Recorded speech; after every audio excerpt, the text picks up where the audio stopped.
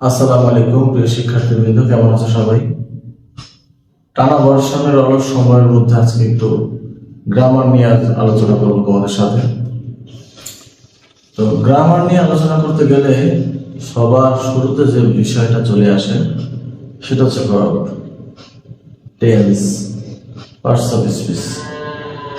Parts of স্পিচকে বলা হয় ABC of English grammar. Total ব্যাকরণের একটা প্রাথমিক ধারণা। পার্টস অফ স্পিচ এবং টেন্স এই দুটো বিষয়ে যে স্টুডেন্ট না জানবে ভালো করে, তার জন্য গ্রামারের উত্তর করাটা খুবই কঠিন হয়ে যাবে, গ্রামার বোঝাটা কঠিন হয়ে যাবে।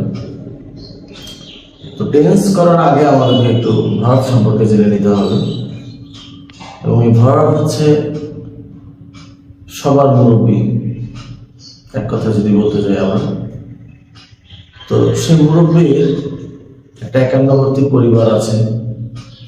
তো সেই একান্নবর্তী পরিবার সম্পর্কে আজকে আমরা একটু দেখবো। তো আসো আমরা দেখি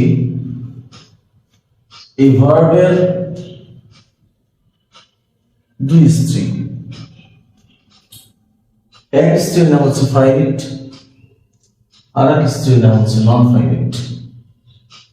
এই ফাইনিটের সংসারে তার দুই সন্তান, অক্সিলারি, প্রিন্সিপাল। এই অক্সিলারি এবং প্রিন্সিপাল তারাও বড় হয়ে গেছে, তাদেরও সন্তানাদি আছে। অক্সিলারির তিন সন্তান, মোডাল, সেমি মোডাল, প্রাইমারি। প্রিন্সিপালের তিন সন্তান, ট্রানজিটিভ, ইনট্রানজিটিভ, লিঙ্কিং। এদিকে এই যে ভার্ব মহাশয়ের অপর একটি পক্ষ রয়েছে, দেখি আমরা সেখানে কি কি আছে। নন ফাইনিটের পক্ষে আছে তার তিন সন্তান, জিরান, পার্টিসিপল, ইনফিনিটিভ।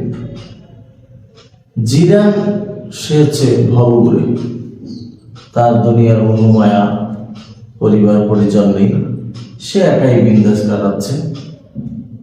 এদিকে পার্টিসিপল, তার তিন সন্তান, present participle, past participle, perfect participle.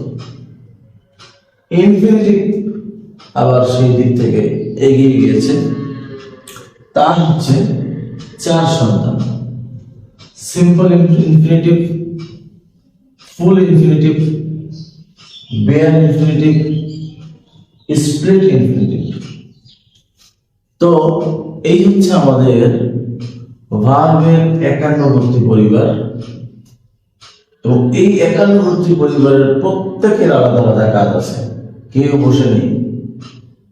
প্রত্যেকে তার নিজস্ব কাজ করছে, এবং প্রত্যেকের নিজস্ব গুরুত্ব আছে, কাজ আছে, এবং এই কাজ, এই গুরুত্ব নিয়ে ইনশাআল্লাহ আমরা আগামী ক্লাসে আলোচনা করব। সে পর্যন্ত ভালো থাকো সবাই। আসসালামু আলাইকুম।